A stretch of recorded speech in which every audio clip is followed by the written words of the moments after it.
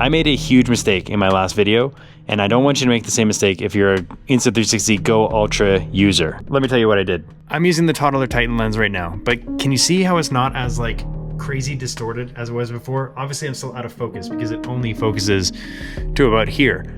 But this actually works a lot better than I initially stated in the last video. So if you didn't watch the last video, it was basically using this right here, which is the Toddler Titan kit. And that just gives you kind of a close focus lens to be able to get shots like this. And I did mention that there were a few caveats to the lens. One being the distortion and kind of the crazy pin cushion distortion you were getting. You got crazy distortion, like everything's kind of bowed and messed up. As well as a tip I stole from Jesse Driftwood to turn off the stabilization before using it, because then you get a better POV shot where the object is actually controlling the motion as opposed to the camera trying to counteract it itself.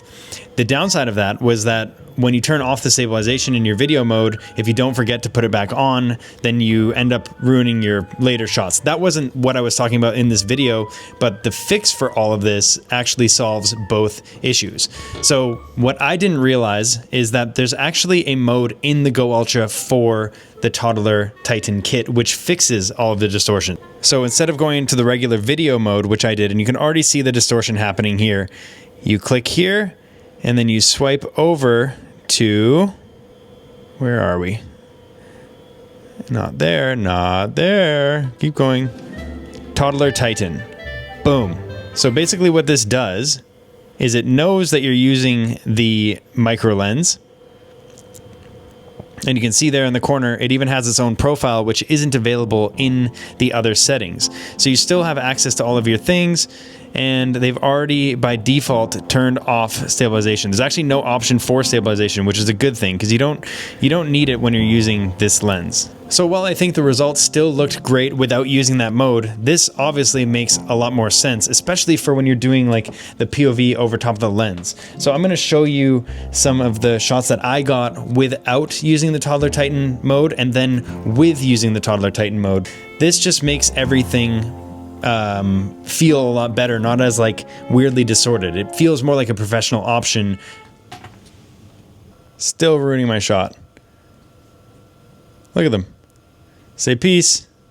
And the other thing that I wanted to check out was after I used this camera, I thought, what if the micro lens fit on the Insta360 GO 3S? And I wasn't sure if they had the same front lens coverings, and after doing this test, they actually don't, but I would recommend doing this at your own discretion. This is not recommended by Insta360 nor endorsed by me, because you might end up ruining the front threading on your lens here, but it does work.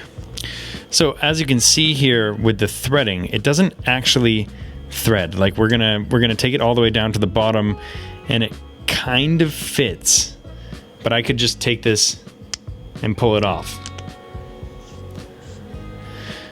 But I did get some interesting results with it. So I'm going to show you some shots with the Go 3S now.